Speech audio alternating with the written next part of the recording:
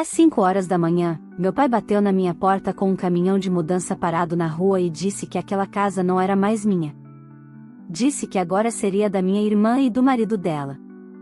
O que ele não esperava era que, em vez de chorar ou implorar, eu fecharia a porta na cara deles e ligaria para a polícia. A partir daquele momento, algo que vinha sendo construído contra mim há anos começou a ruir. Tentaram me humilhar, me intimidar, me apagar pouco a pouco, tudo em nome de família. Mas aquela madrugada mudou tudo. Se você acha que sabe até onde alguém pode ir quando perde o controle sobre você, espere até ouvir o que aconteceu depois. Porque essa não é só uma história sobre uma casa. É sobre limites, coragem e o preço que se paga quando alguém decide não ceder mais. Olá, seja bem-vindo ao canal Histórias Surpreendentes. Curta e se inscreva nesse canal, aproveite e ative as notificações. Comente aqui de qual cidade você está assistindo, vou adorar saber e deixar um coração no seu comentário. Às 5 horas da manhã, ninguém bate na sua porta trazendo coisa boa. Aprendi isso cedo, mas naquela terça-feira eu ainda não sabia o quanto essa verdade podia doer. O som não foi um toque educado. Foi murro. Seco. Autoritário. Como se quem estivesse do outro lado já tivesse certeza de que tinha direito de entrar. Abri os olhos no escuro, o coração disparado, e por um segundo achei que estivesse sonhando. Mas o barulho veio de novo, mais forte, acompanhado da voz que eu reconheceria até no inferno. Abre logo. Meu pai gritou. Já está na hora. Levantei devagar, ainda de pijama, tentando entender o que estava acontecendo. Pela fresta da janela, vi a rua parcialmente iluminada pelos postes e, estacionado bem ao lado da minha casa, um caminhão de mudança. Grande. Branco. Motor ligado. Aquela imagem fez algo gelar dentro de mim. Quando abri a porta, a cena estava completa. Meu pai, sério como sempre.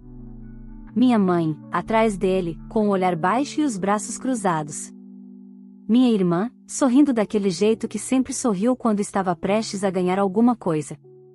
E ao lado dela, o marido, com cara de quem já se sentia dono do lugar. Meu pai não perdeu tempo.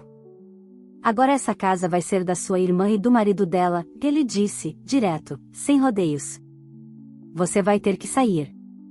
Eu pisquei, tentando processar aquelas palavras. Aquela casa era minha.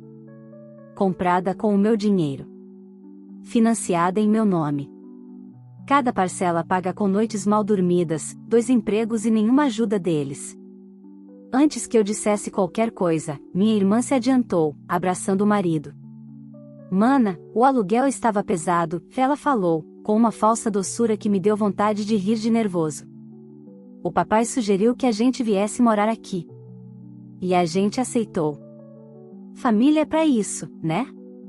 O marido completou, como se estivesse me fazendo um favor. Se você quiser, a gente deixa um quarto para você ficar.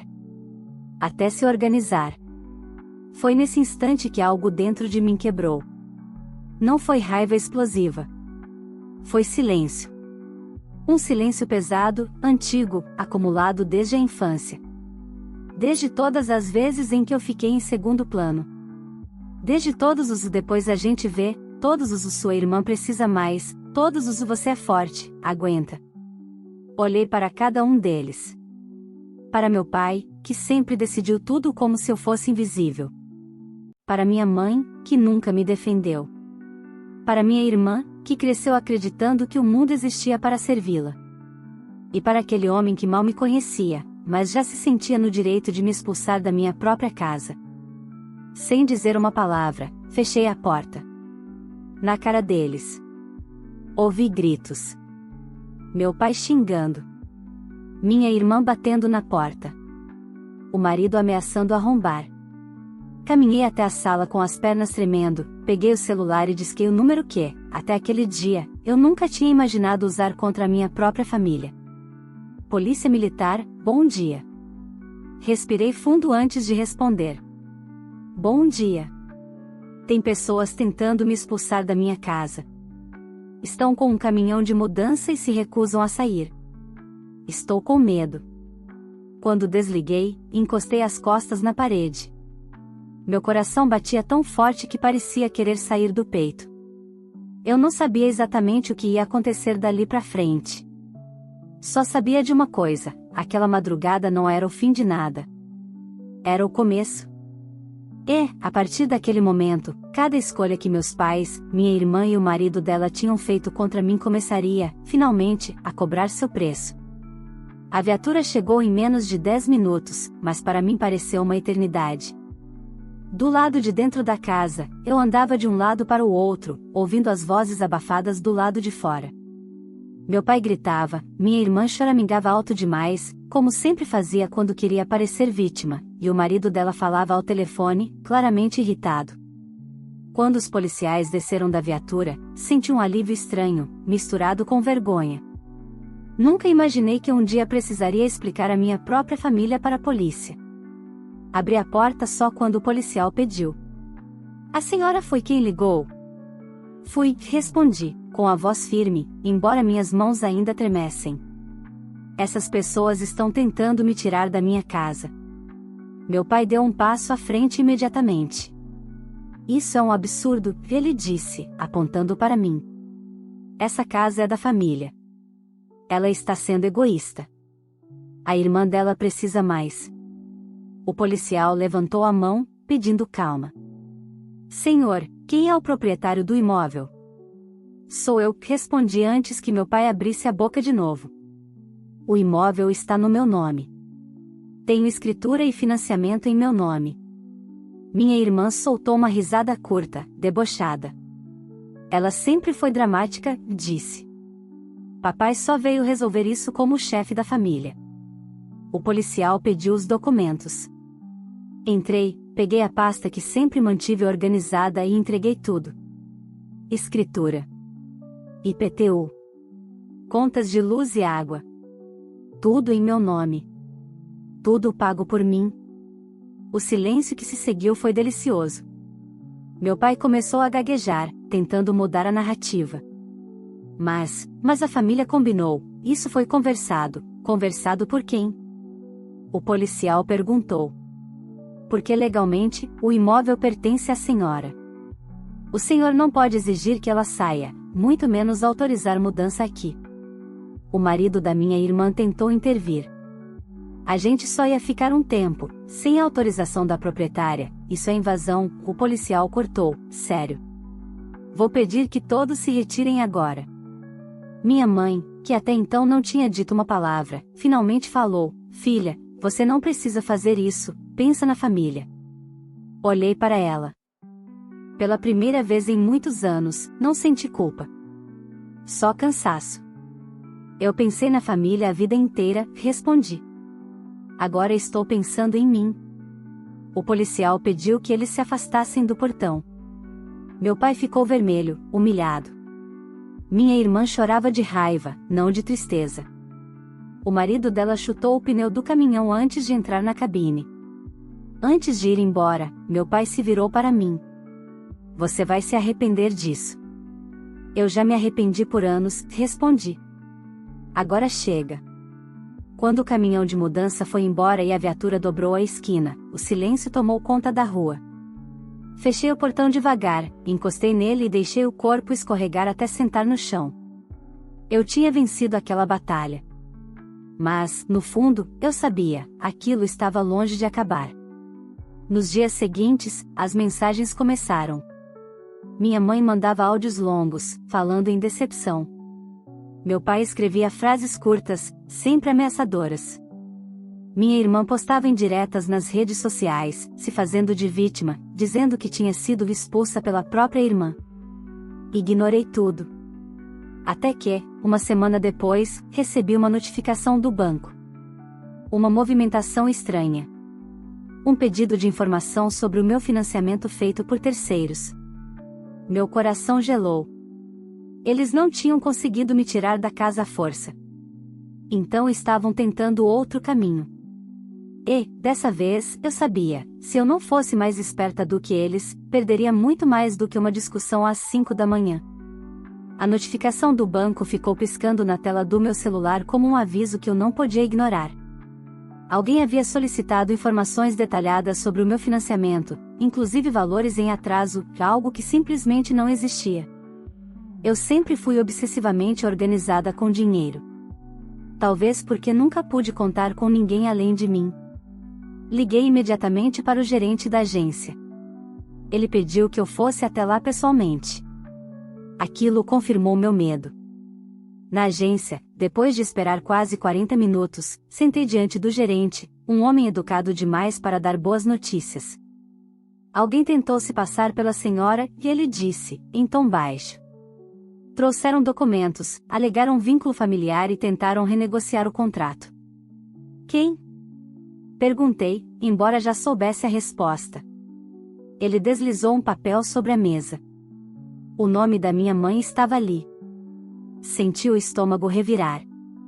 Não era só meu pai, nem só minha irmã. Era tudo coordenado. Como sempre foi. Eles chegaram a conseguir alguma coisa? Perguntei. Não. A assinatura não conferiu. E o pedido foi bloqueado. Mas recomendo que a senhora registre um alerta de fraude e, se possível, um boletim de ocorrência. Saí da agência com as pernas bambas. Na calçada, sentei num banco e fiquei alguns minutos olhando o movimento da rua. Lembrei da infância, de quando minha irmã quebrava alguma coisa e eu assumia a culpa. De quando meus pais decidiam tudo sem me consultar, mas esperavam que eu obedecesse sem questionar. Eles não tinham mudado. Só tinham perdido o controle sobre mim. No mesmo dia, fiz o boletim de ocorrência. Contei tudo, a tentativa de invasão, o caminhão de mudança, a ligação para a polícia, agora a tentativa de fraude bancária. O escrivão levantou as sobrancelhas mais de uma vez enquanto digitava. A senhora precisa se proteger, e ele disse. Isso pode escalar. E escalou. 2 dias depois, recebi uma intimação extrajudicial. Meu pai alegava que havia acordo verbal familiar e que eu tinha a obrigação moral de ceder a casa à minha irmã. O papel não tinha valor jurídico real, mas o recado era claro, eles não iam desistir fácil. Foi nesse momento que eu decidi parar de apenas reagir. Procurei uma advogada indicada por uma colega de trabalho. Levei tudo, documentos da casa, prints das mensagens, cópia do boletim de ocorrência, o papel ridículo da intimação. Ela analisou tudo em silêncio e depois levantou os olhos. Eles estão apostando que você vai ceder por cansaço ou culpa, disse. Mas estão cometendo erros graves. Pela primeira vez desde aquela madrugada, senti algo parecido com segurança. O que eu faço? Perguntei. Primeiro, blindamos você. Depois, deixamos que as consequências sigam o curso natural. Ela entrou com uma notificação formal exigindo que meus pais e minha irmã cessassem qualquer tentativa de interferência nos meus bens. Também solicitou bloqueio de informações no banco e alertou sobre o uso indevido de dados pessoais. A resposta veio rápido. Minha mãe apareceu chorando no meu trabalho, fazendo cena na recepção. Disse que eu estava acabando com a família. Meu pai mandou mensagens dizendo que eu estava sendo ingrata. Minha irmã postou mais textos dramáticos nas redes sociais, insinuando que eu estava processando os próprios pais. Nada disso me fez voltar atrás. Mas o golpe mais baixo ainda estava por vir. Uma noite, ao chegar em casa, encontrei o portão entreaberto. Nada tinha sido levado. Mas alguém tinha entrado. No centro da sala, sobre a mesa, estava um envelope pardo. Sem remetente. Abri com cuidado. Dentro, havia uma cópia antiga de um contrato de compra e venda. Não era válido. Não tinha registro. Mas trazia algo pior, uma assinatura minha falsificada, datada de anos atrás. Minhas mãos começaram a tremer. Eles não queriam só me pressionar. Eles estavam tentando apagar minha existência, pouco a pouco. E eu percebi, com uma clareza assustadora, que aquilo não era mais apenas uma briga de família. Era uma guerra silenciosa. Passei aquela noite sentada no sofá, com um envelope pardo sobre a mesa, olhando para a assinatura que não era minha, mas carregava meu nome como uma mentira bem treinada. Não dormi. Cada barulho da casa parecia maior. Cada sombra parecia um aviso. Pela primeira vez desde que comprei aquele imóvel, não me senti segura dentro dele. Na manhã seguinte, fui direto à delegacia. Entreguei o envelope, expliquei a invasão, a tentativa de fraude no banco, a pressão psicológica. O delegado ouviu tudo com atenção, folheou os documentos e respirou fundo antes de falar. Isso aqui é grave, disse. Falsificação de assinatura, invasão de domicílio, tentativa de obtenção de vantagem indevida. E o fato de serem familiares não diminui a responsabilidade. Ouvir aquilo em voz alta foi estranho. Durante anos, eu mesma tinha diminuído o que sofria usando a palavra família como desculpa. Naquele momento, entendi que ela não podia mais servir de escudo para abuso. O delegado solicitou perícia grafotécnica. Também registrou formalmente a invasão, mesmo sem furto. Disse algo que não saiu mais da minha cabeça: quem entra uma vez sem autorização costuma tentar entrar de novo. Saí dali com uma mistura de medo e determinação. No mesmo dia, troquei fechaduras, instalei câmeras e um alarme simples. Alguns vizinhos começaram a reparar. Outros já tinham ouvido versões distorcidas da história. Sua mãe passou aqui perguntando de você, disse Dona Célia, da casa ao lado. Estava muito nervosa. Não respondi. Apenas agradeci e entrei. Naquela noite, meu pai finalmente apareceu pessoalmente. Não bateu. Gritou do lado de fora, chamando meu nome como se eu ainda fosse uma criança obrigada a obedecer. Abre essa porta agora. Ele berrava. Você passou dos limites. Fiquei atrás da porta, em silêncio, observando pela câmera. Minha mãe estava ao lado dele, chorando. Minha irmã não apareceu. Mandou o pai fazer o trabalho sujo, como sempre. Você acha que pode enfrentar a própria família e sair impune? Ele continuou. Todo mundo já sabe o tipo de pessoa que você é. Respirei fundo e liguei novamente para a polícia. Não senti culpa. Senti clareza. Quando a viatura chegou, meu pai mudou o tom. Tentou parecer calmo. Tentou inverter os papéis. Não funcionou. Os policiais foram diretos: advertência formal por perturbação, ameaça e tentativa de coação. Se voltasse, seria conduzido. Ele foi embora prometendo vingança com os olhos. Nos dias seguintes, as consequências começaram a surgir de onde eu menos esperava. Minha irmã, que trabalhava em uma imobiliária, foi chamada pelo chefe. Alguém havia denunciado o uso indevido de documentos e tentativa de intermediação irregular de um imóvel que não lhe pertencia. Não foi demitida naquele dia, mas saiu humilhada. Minha mãe teve o nome citado em uma apuração interna do banco. Mesmo sem conseguir concluir a fraude, ficou registrada como tentativa. Contas bloqueadas temporariamente. Chamadas ignoradas. Meu pai, aposentado, descobriu que uma antiga dívida que ele havia empurrado com a barriga voltou à tona. Sem meu nome para garantir empréstimos, tudo ficou mais difícil. E, ainda assim, eles continuavam tentando me culpar. Foi então que recebi uma mensagem inesperada. Do marido da minha irmã. Isso tudo foi longe demais. A gente só queria uma solução. Agora você destruiu tudo. Olhei para a tela e sorri, sem humor. Eles chamavam de solução o que sempre foi roubo emocional, financeiro e psicológico. Apaguei a mensagem sem responder. Na semana seguinte, minha advogada me ligou. Precisamos conversar, disse. Descobri algo importante. No escritório, ela colocou diante de mim um dossiê fino, mas pesado de significado. Seu pai tentou, anos atrás, incluir seu nome como fiadora de um empréstimo sem você saber. Não conseguiu. Mas deixou rastros. Meu sangue gelou. Eles nunca desistiram, e ela continuou. Só estavam esperando uma brecha. Saí dali entendendo, finalmente, que aquela madrugada às 5 da manhã não tinha sido um surto. Tinha sido o plano final de algo que vinha sendo construído há anos. E agora que o plano tinha falhado, eles estavam desmoronando. Mas ainda não era o fim. Eu sentia que algo maior estava prestes a vir à tona. E, dessa vez, não seria eu a ser pega de surpresa.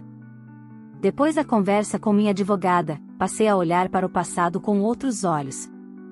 Não como lembrança, mas como prova. Cada pedido de ajuda, cada interferência disfarçada de preocupação, cada decisão tomada por mim sem que eu soubesse, tudo começou a se encaixar com uma clareza desconfortável. Eu não tinha sido apenas preterida. Eu tinha sido usada. Na semana seguinte, a perícia grafotécnica ficou pronta.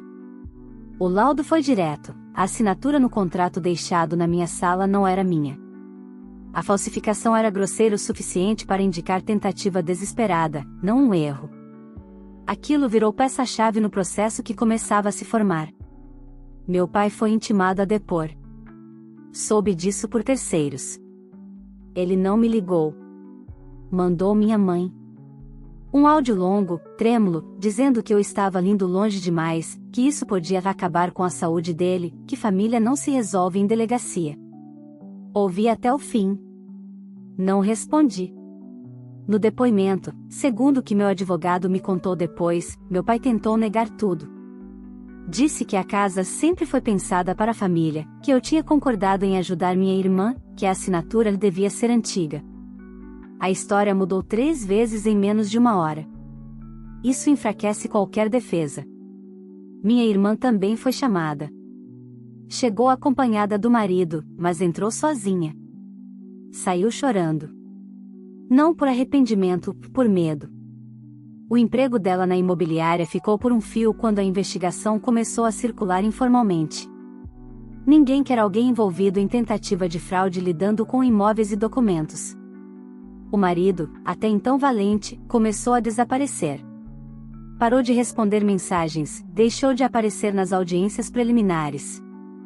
Descobri depois que ele tinha contas atrasadas, nome negativado e estava usando o plano da casa como saída fácil. Quando viu que não funcionaria, procurou se salvar. Minha irmã ficou sozinha. Pela primeira vez. Enquanto isso, eu tentava reconstruir a sensação de lar. Dormia pouco. Qualquer barulho me acordava. As câmeras viraram companhia silenciosa. O alarme, um lembrete constante de que eu precisei transformar minha casa em fortaleza por causa de quem deveria me proteger. Certa tarde, encontrei minha mãe sentada no meio-fio da rua, em frente à minha casa. Não chorava. Apenas olhava para o portão fechado. Eu errei, ela disse quando me viu. Mas você sempre foi dura. Sempre quis tudo do seu jeito. Respirei fundo. Eu só quis o que era meu, respondi. E o direito de existir sem ser empurrada para fora. Ela baixou os olhos. Não pediu desculpas. Só queria que eu aliviasse a culpa dela. Não a aliviei. Dias depois, recebi uma notificação judicial. Meu pai tentava anular atos, alegando influência emocional indevida sobre mim. Quando li aquilo, não senti raiva. Senti nojo. Era a última cartada, me pintar como instável, exagerada, ingrata. Minha advogada sorriu quando leu. Isso costuma sair pela culatra. E saiu. O juiz indeferiu o pedido liminarmente, citando o histórico de tentativas de coação, falsificação e abuso. Pela primeira vez, vi o nome do meu pai associado oficialmente à palavra má-fé. A cidade começou a comentar. Não como eles queriam. Não como vítimas. Mas como pessoas que tentaram tomar o que não era delas. Minha irmã parou de postar. O marido sumiu de vez. Meus pais passaram a evitar lugares públicos.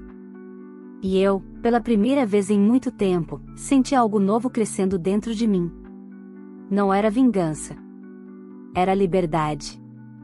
Mas eu ainda não sabia qual seria o último preço que eles teriam de pagar. Porque algumas consequências não vêm do juiz. Vêm da vida. A vida tem um jeito curioso de cobrar contas antigas sem fazer alarde. Não vem com sirene, nem com sentença impressa. Ela apenas fecha portas. Uma por uma. E foi exatamente isso que começou a acontecer com eles.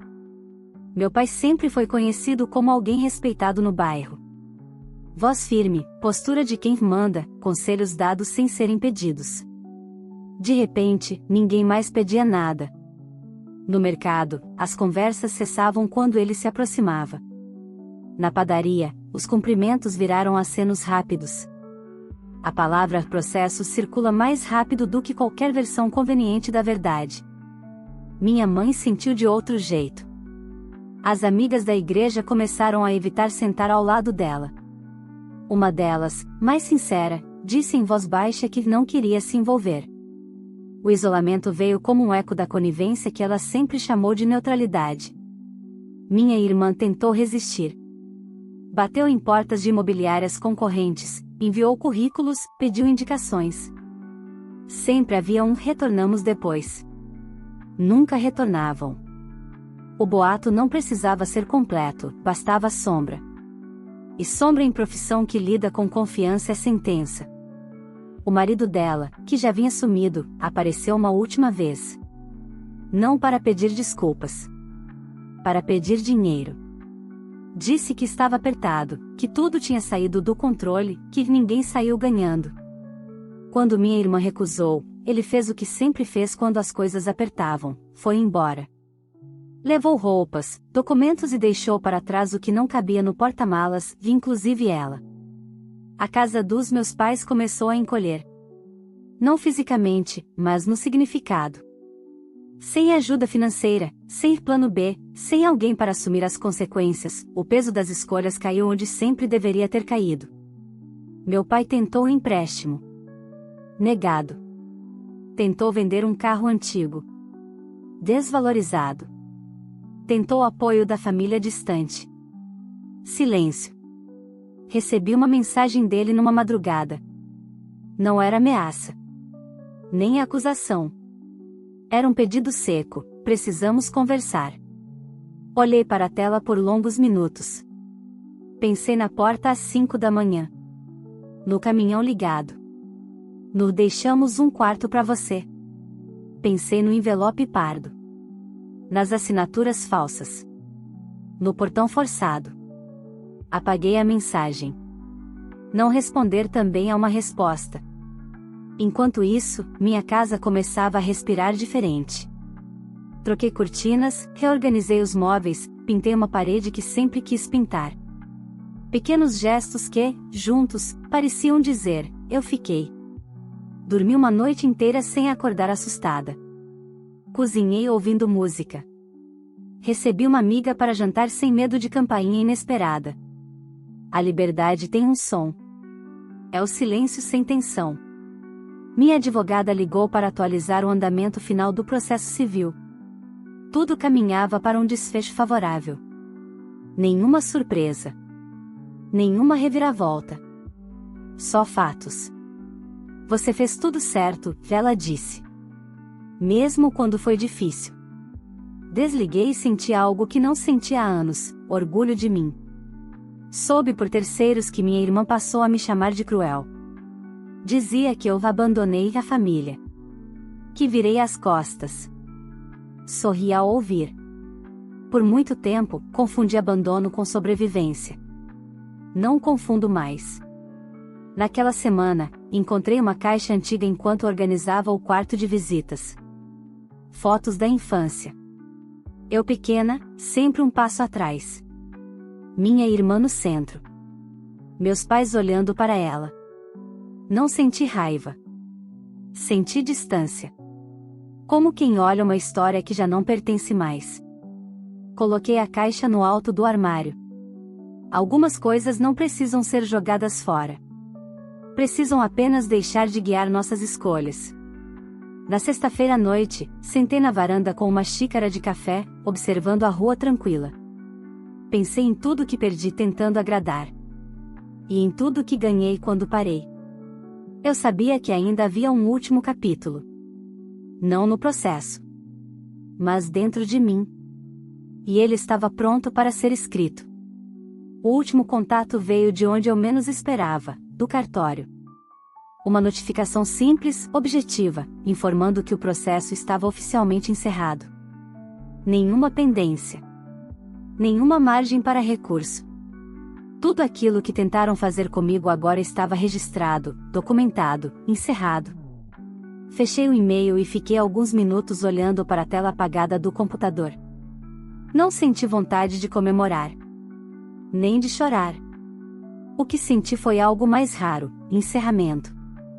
Na mesma semana, meu pai apareceu pela última vez. Não bateu à porta. Não gritou. Ficou do outro lado da rua, parado, olhando para casa como se tentasse lembrar quando perdeu o controle sobre mim. Eu o vi pela câmera. Ele parecia menor. Envelhecido não só pelo tempo, mas pelo peso das próprias escolhas. Não abriu o portão. Ele ficou ali alguns minutos, depois foi embora. E eu soube, com uma certeza tranquila, que aquele capítulo tinha acabado. Minha mãe nunca mais voltou. Soube por conhecidos que ela dizia que eu me endureci, que o dinheiro me mudou. Não corrigia. Não valia a pena. Pessoas que sempre me viram como extensão das próprias vontades dificilmente aceitam quando você se torna inteira. Minha irmã seguiu outro caminho. Voltou para a casa dos nossos pais por um tempo, depois saiu. Empregos temporários, amizades rasas, sempre repetindo a mesma história, que foi traída, que foi injustiçada, que ninguém a entendeu. Pela primeira vez, porém, não havia quem resolvesse por ela. O mundo não foi cruel. Apenas parou de ceder. Quanto a mim, comecei devagar. Sem grandes discursos, sem promessas mirabolantes. Aprendi a gostar do silêncio. A confiar novamente no espaço que conquistei. Transformei a casa não em símbolo de vitória, mas de permanência. Cada parede, cada canto, agora carregava uma certeza simples: eu pertenço aqui. Voltei a fazer planos sem medo de alguém atravessá-los. Mudei a rotina. Mudei hábitos.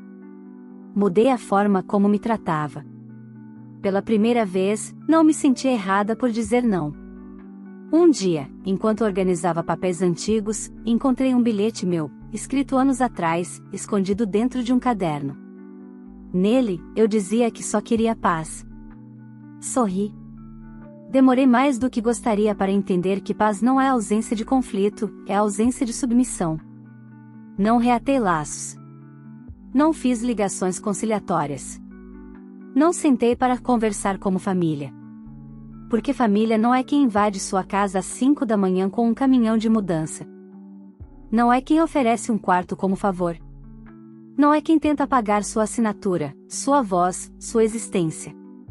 Família, aprendi, é quem respeita limites, mesmo quando discorda deles. Hoje, quando acordo cedo, não é mais por medo de batidas na porta. É por escolha. Abro as janelas, deixo o sol entrar e preparo meu café com calma. Às vezes penso em tudo que perdi tentando agradar pessoas que nunca me enxergaram. Mas penso mais ainda em tudo que ganhei quando parei. Eles pagaram caro. Não porque eu quis vingança, mas porque a vida cobra quando a gente se recusa a continuar sendo o chão que os outros pisam. E eu não fui embora. Eu fiquei. Na minha casa. Na minha verdade. Na minha liberdade. E isso ninguém nunca mais vai tentar me tirar. Se essa história te tocou de alguma forma, curta esse vídeo para que mais pessoas consigam encontrá-lo e perceber que dizer não também é um ato de coragem. Se você ainda não é inscrito no canal, inscreva-se agora, que toda semana trago histórias reais e intensas sobre limites, família e superação, histórias que fazem a gente refletir e se fortalecer. Compartilhe esse vídeo com alguém que talvez esteja vivendo algo parecido e precise ouvir que ninguém é obrigado a aceitar abusos só porque vem da família. Às vezes, uma história chega exatamente no momento certo. Agora me conta nos comentários, você faria o mesmo que essa filha fez? Teria fechado a porta e chamado a polícia, ou teria cedido mais uma vez? E escreve também de qual cidade você está assistindo, porque eu faço questão de passar nos comentários e deixar um coração em quem participou da conversa. Sua interação é muito importante para o canal continuar crescendo e levando essas histórias adiante. Obrigado por estar aqui e até o próximo vídeo.